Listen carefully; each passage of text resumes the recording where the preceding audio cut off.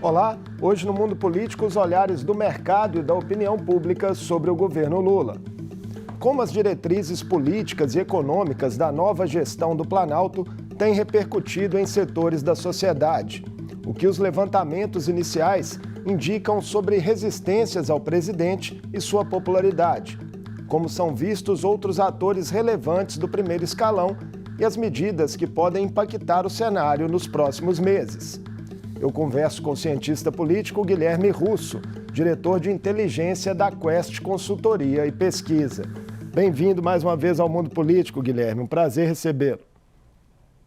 Olá, Marco. Obrigado pelo convite. É um prazer enorme estar aqui e conversar com você e com todos os telespectadores. Guilherme, foi lançada recentemente, a primeira pesquisa de uma série histórica que a Genial Quest fará, com visões do mercado financeiro sobre temas quentes da política e da economia. E esse resultado, trouxe aí uma ampla rejeição de altos executivos do setor às medidas iniciais do governo Lula. Previsível ou algo lhe surpreendeu? Olha, Marco, a gente está muito feliz na Quest, de realizar essa pesquisa com a Genial Investimentos, uma pesquisa nova.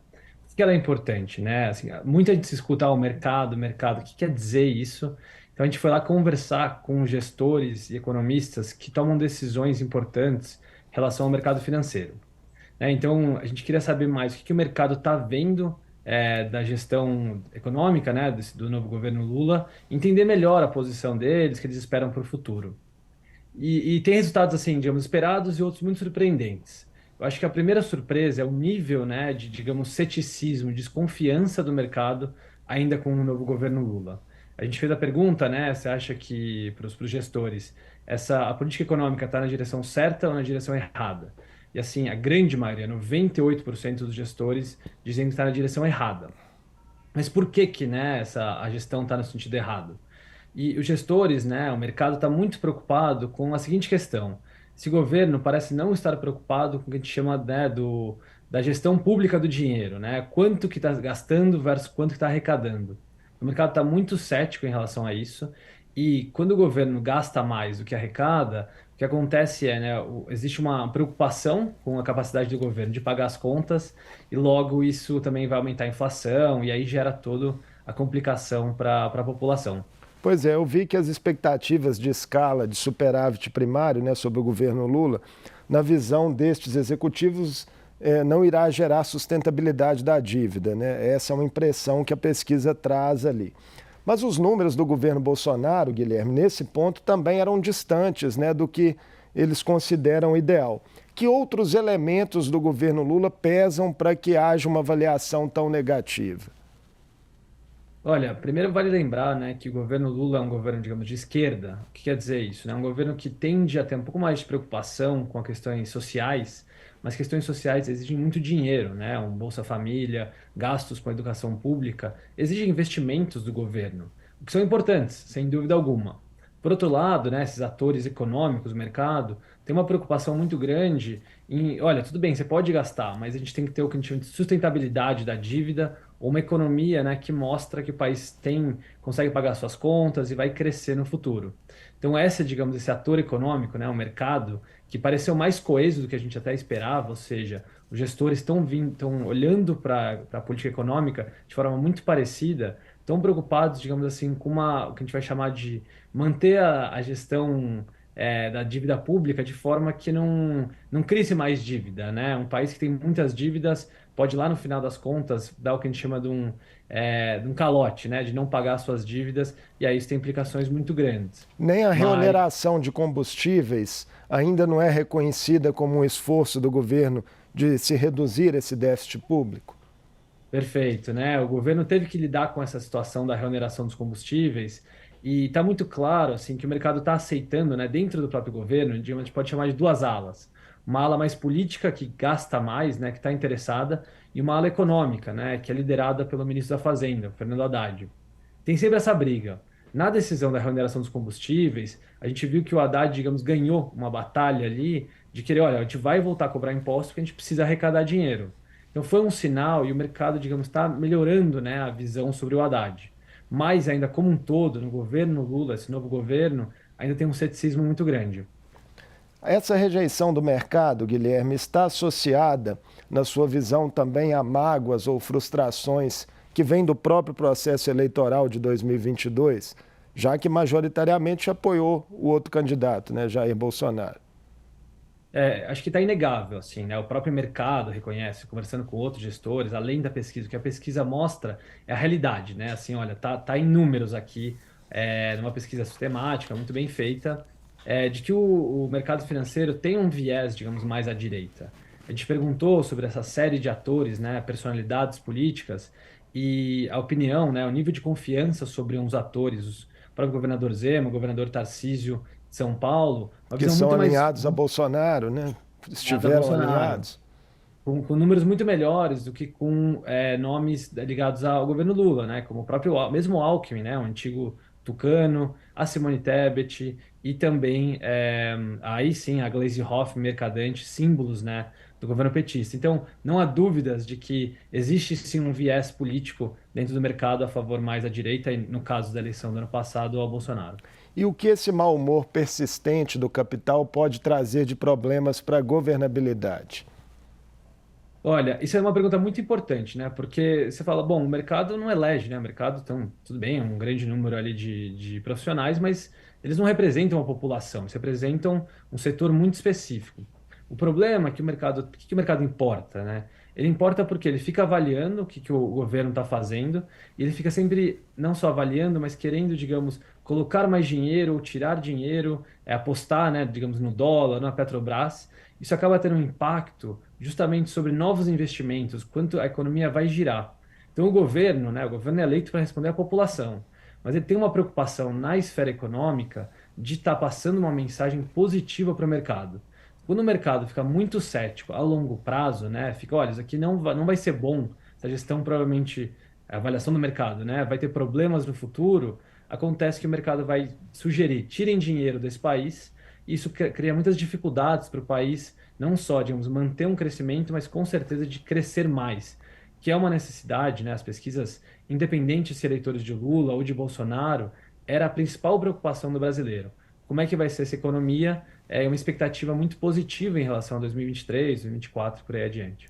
Agora, esse mau humor do mercado, né, do capital, por vezes você acredita que ele é amplificado na grande mídia? Sem dúvidas, né? A gente fala em estudos de comportamento político, né? De opinião pública, que o mercado tem uma vantagem. Todo dia tem um novo indicador sobre o dólar e sobre a bolsa. Isso é uma coisa muito interessante, porque todo dia, né, os jornais reportam isso, então a gente fica ouvindo muito o mercado.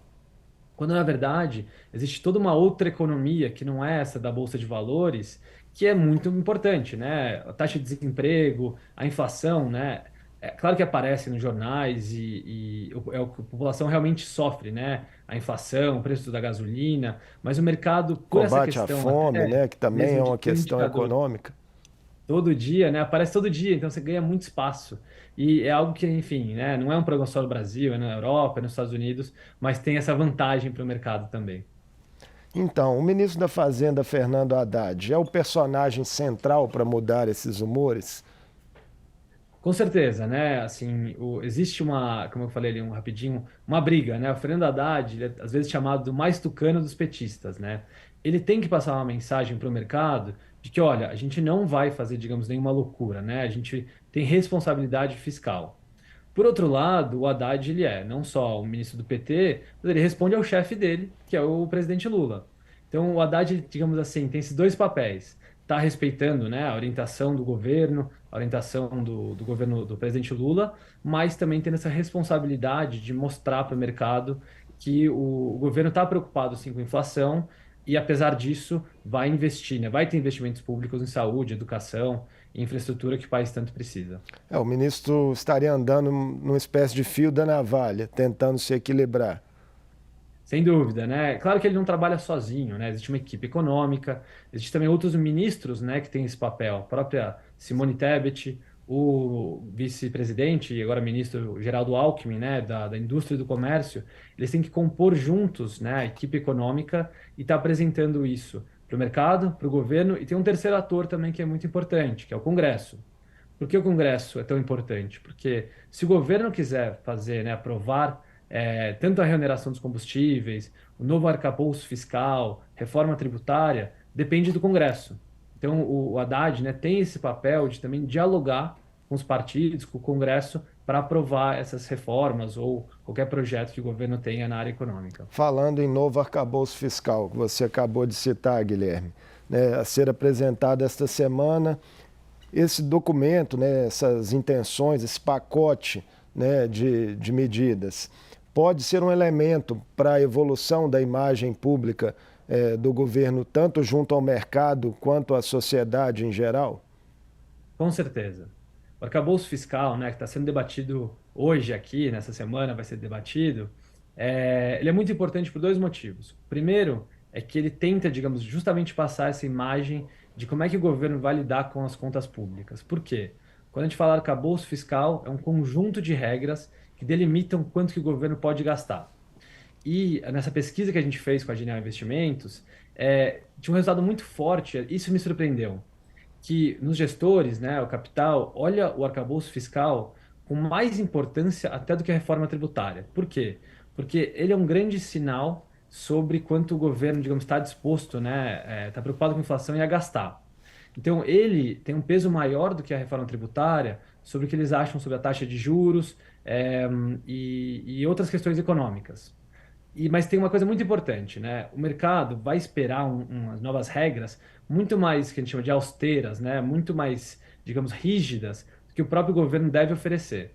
Então vai ser um momento, digamos, de diálogo, mas a expectativa é de que o mercado não vai gostar. E faz parte, o mercado não tem que gostar de tudo que o governo faz. Mas, digamos assim, é um novo pedaço de legislação, né? Esse arcabouço fiscal tá para substituir o que a gente chamou de teto de gastos, mas ele é muito importante para o mercado e é uma forma também de mostrar que o governo está preocupado com a questão da inflação.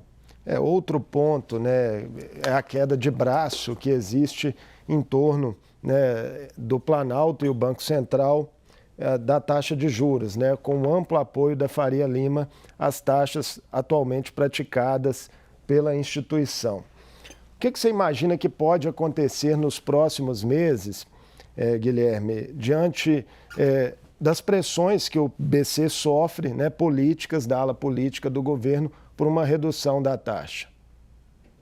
Essa é uma questão bem difícil, né? Digamos, o mercado inteiro está preocupado, porque além da questão interna, né, questão brasileira, a gente está vivendo um momento de instabilidade dos bancos, né, do mercado financeiro, também nos Estados Unidos e na Europa.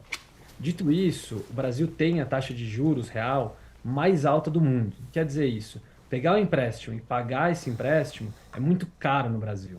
E não há dúvidas de que essa taxa de juros alta segura o comércio, né? Não cria estímulos para a gente estar criando coisas novas, né? Emprestando dinheiro e fazendo a economia girar.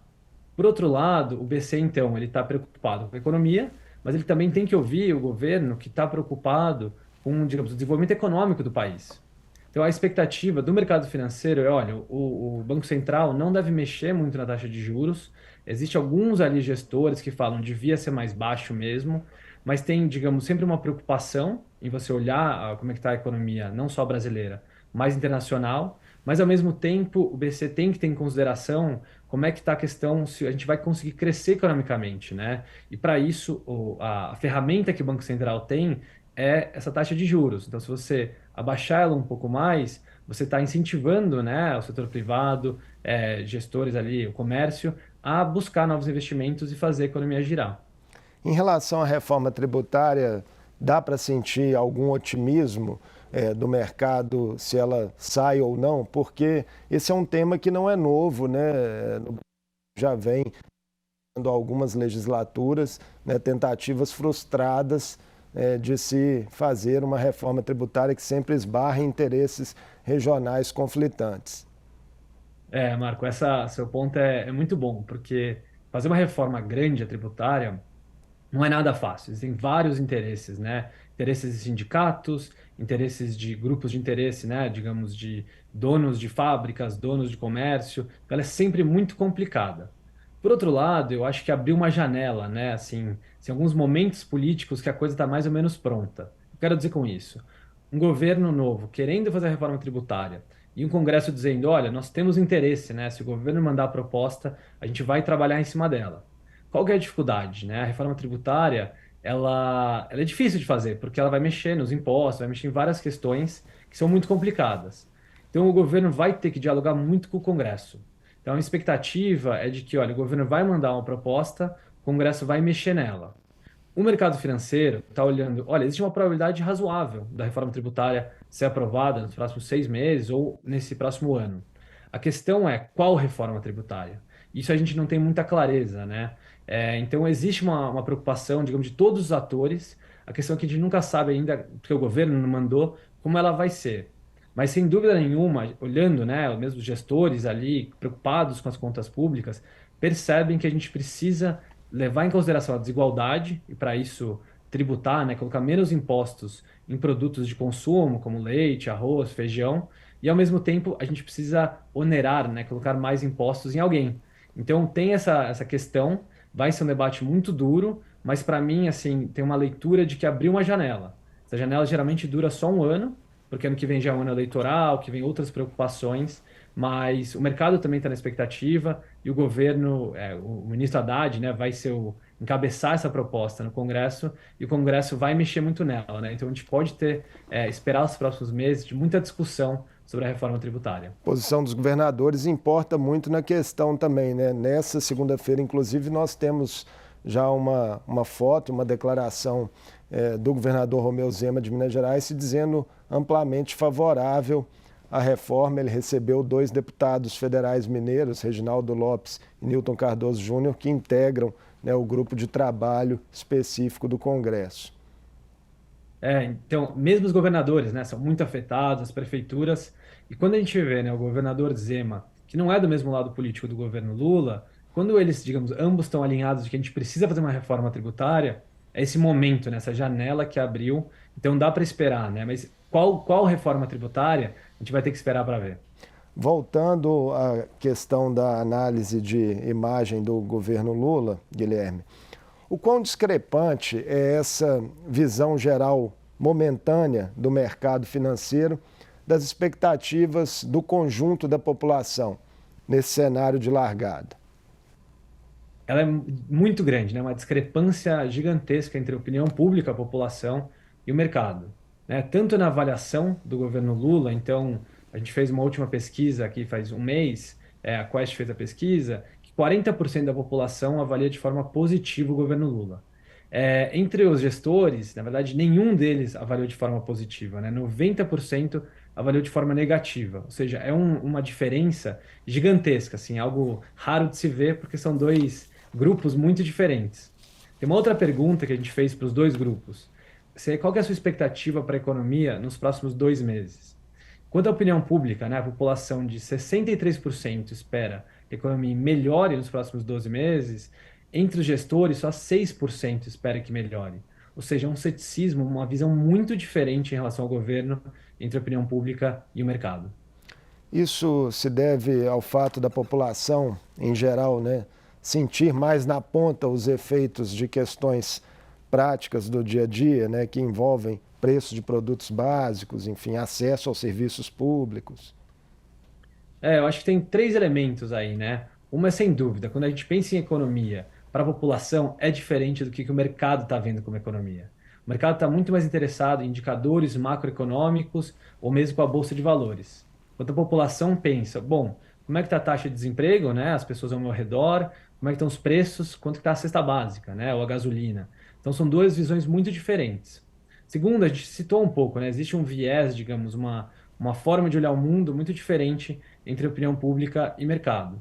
E por fim, agora, digamos, defendendo um pouco mais o mercado faz isso o dia inteiro, né? Ele está olhando ali para questões complexas, né? Ele sabe que o governo tem dificuldades com as contas públicas, não é de hoje, não é desse governo só, e a pandemia teve um efeito muito, digamos, devastador nas contas públicas, ainda que muito necessário, né? Todo mundo viveu a pandemia. Enquanto a opinião pública é mais otimista, né? A opinião pública está sempre querendo, digamos, melhores resultados e é um otimismo que é bom, na verdade, ainda que, digamos, não é tão técnico como o mercado vai ter, obviamente. O que essa discrepância pode indicar também sobre o comportamento do Congresso? Porque a gente sabe que o mercado financeiro tem um poder de mobilização ali muito grande, mas ao mesmo tempo se a população tem uma expectativa mais otimista, como que fica esse jogo? Essa é uma ótima pergunta, né? Porque a gente fala muito do presidente, né? Do executivo, mas o legislativo, ele é tão importante, se não mais, né? Porque é ele que realmente aprova as novas regras, ele que mexe nas novas regras. Então, o próprio executivo tem que conversar muito com o legislativo. Mas o Congresso, ele tem essas duas respostas, né? Primeiro, ele foi eleito pela população. Então, se a população realmente se mobiliza e busca, né, mostrar para o Congresso que está preocupada, ou digamos que é uma reforma tributária, mas vamos chamar progressista, que está preocupada assim com o preço, os impostos de produtos, né, de consumo, ele força o legislativo a trabalhar mais nesse sentido. Porque senão o legislativo vai acabar respondendo mais a pressões do mercado ou de grupos de interesse, né? Não, digamos, os trabalhadores, a população em comum, senão de, digamos, de nomes, né, de forças, como, por exemplo, os bancos, a indústria, o setor agropecuário, mais assim, na elite. Então, o Congresso, a gente sabe que ele é um pouco mais conservador, ou seja, ele está mais próximo do mercado, mas quem ele vai responder, como vai ser feito esse processo, tem o fator, obviamente, dentro do próprio Congresso, mas depende muito da pressão que a opinião pública vai fazer ou não, especialmente na reforma tributária. Porque a reforma tributária, ela não é feita em uma semana, né? Ela demora meses e meses. Então a gente vai estar discutindo aqui no mundo político, com certeza vão ter algumas conversas sobre a Com reforma certeza, tributária, né? Vamos mas ter que então falar sobre isso várias vezes. isso vai continuar acontecendo, porque é uma reforma muito importante, né? Então, mas o Congresso, eu diria o seguinte, ele novamente vai ser mais conservador, preocupado com os grupos de interesse, mas dependendo do que a opinião pública, né, mostrar, é muito capaz também que queira, digamos assim, fazer isso ser mais rápido ou mesmo aceitar alguns novos, redução de impostos mais favoráveis à população e oneração, né, em grupos de interesse ou mais à elite, que, enfim, tem questões de grandes fortunas, lucros e dividendos, que o Brasil tem taxas muito baixas, né? E, na verdade, não tem imposto sobre essas transições financeiras. Enquanto esse e outros temas não evoluem, Guilherme, saiu, né, nesse fim de semana um levantamento do Instituto IPEC mostrando que 41% dos brasileiros classificam a administração de Lula até aqui como boa ou ótima. Outros 24% dizem que ela é ruim ou péssima, 30% consideram o início do governo regular. O que lhe parecem esses números, né, comparados aí também a levantamentos internos que vocês fazem da Quest, estão na mesma direção? Então, totalmente na mesma direção, né? A Quest publicou uma pesquisa, agora já faz um mês, mas os números são muito parecidos. A gente mostrou 40% de avaliação positiva, o IPEC mostrou 41%. Ou seja, números muito próximos, né? Tem dentro da margem de erro. Mas é importante pensar em duas coisas. Primeiro, que esse número, né, ele não é muito alto, ele não é muito baixo. Mas é Ele é uma boa melhor do que notícia para o governo, considerado o contexto geral do país, que sai de uma eleição muito disputada? Então, eu acho que esse número em si, ele é um número positivo, mas ele indica mais de que, olha, a gente não perdeu ninguém que votou na gente. Quando a gente pensa na população como um todo, né, e tem aquele grupo que não votou, votou branco e nulo, o governo Lula, né, o presidente Lula teve 39% dos votos da população inteira, né, de novo, colocando quem não votou nessa conta. Ou seja, é um número muito próximo de todo mundo que votou no Lula. Mas o que chama atenção é como a aprovação negativa, né, esse número de ruim, péssimo, ele é bastante baixo. O IPEC mostrou 24%. Por quê? Porque tem muita gente que está no regular. Ou seja, tem muita gente ali que está esperando o governo trabalhar mais, entender como vai ser a questão econômica, né? Como são as novas políticas. Então, o governo está tentando, né? Com Bolsa Família, propostas aí da Previdência. Imagino que a educação e saúde também vem com novas propostas, esperando mais. Ou seja, digamos, se o Lula não vai ter uma lua de mel aquele período que a opinião pública está super positiva, esperando, a opinião pública está, olha, quem era a favor? Continua a favor. Um grupo que não votou no Lula, tem parte dele que continua muito achando o governo já negativo, com 2 meses e meio de governo, mas tem um grupo muito grande que é esse irregular, né? Ou às vezes não sabe e não respondeu. E é esse grupo que está esperando. Então é um grupo que, digamos, está pressionando, mas também não está cobrando, né? Então é um resultado, digamos, bom, porque não tem cobrança, digamos, cobrança no sentido de achar que está negativo, mas ele está esperando, né? Então cabe ao governo também conseguir apresentar propostas e tentar entregar na área econômica, que é a principal e muito difícil, né? O Brasil tem 10 anos de um crescimento muito pequeno, né? Sempre na casa de até negativo ou 2% só de crescimento. É um resultado bem precário, digamos, pensando nos últimos 10 anos. Esses 30% é um campo aberto para o governo ganhar novas adesões, novos apoios. Sem dúvida, é isso mesmo, assim, acho que o governo, não adianta o governo, né, querer olhar muito para o negativo. Existe uma parcela da sociedade que nunca vai achar esse governo bom, né? A gente tem falado desse processo de polarização, de calcificação. Então, o presidente Bolsonaro, ex-presidente Bolsonaro tinha a mesma questão, né? Os petistas nunca vão avaliar o governo de forma positiva. Mas esse grupo do meio, né, o grupo do regular, é justamente com quem o governo deve se preocupar muito, né? E para entregar, para ganhar essa parte da população, precisa de bons resultados, né? Isso é uma coisa muito clara e acho que o governo está preocupado, mas sempre nessa questão. A gente precisa, sim, investir em serviços, nas questões que a população precisa, mas tomando conta sempre, né? Preocupado com a gestão econômica, porque a gente tem hoje, né, vizinhos nossos, a Argentina com uma inflação de 100%, a gente pode falar do Equador, da Bolívia, da Venezuela, mas o Brasil tradicionalmente, né, desde o Plano Real, não tem sofrido grandes problemas e o governo Lula, o governo Dilma, ainda que teve uma pequena subida na inflação, não foi nada desastroso. Mas é sempre uma, digamos, todo dia você tem essa batalha, né? Querer investir, mas ao mesmo tempo estar preocupado com a questão econômica. Duas questões rapidinho para a gente encerrar. Um outro dado da pesquisa IPEC divulgada ontem revela que 57% da população gostaria que uma nova liderança política emergisse na chamada terceira via dentro desse contexto, né, do país de polarização. Será que não é muito prematuro se trabalhar com esse índice muito no início de um ciclo de poder? Olha, depende de como a gente interpreta, né? Primeiro, assim, tudo bem, 57% quer uma nova liderança, espera alguma coisa. Mas a verdade é que esse resultado não é diferente da antes de 2022. Esse número é muito próximo. Grande parte da população gostaria de ver mais, digamos, candidatos competitivos.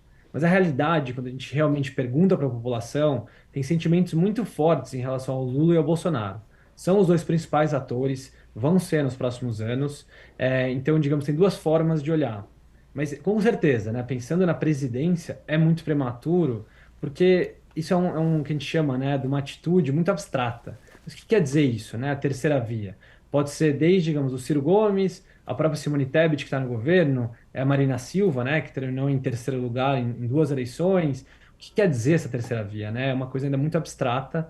Então, digamos, esse resultado dá para interpretar de uma forma ou de outra e dizer, olha, além de ser prematuro, ninguém fala exatamente o que quer, né? Assim, você quer uma terceira via que apresente o quê? Tanto de qual candidato, qual candidata, mas qual que são as propostas dessa terceira via. Então ainda é muito cedo para a gente realmente pegar esse resultado e fazer grandes análises ou implicações para a política de hoje. É cedo também para dizer se a calcificação da polarização pode arrefecer?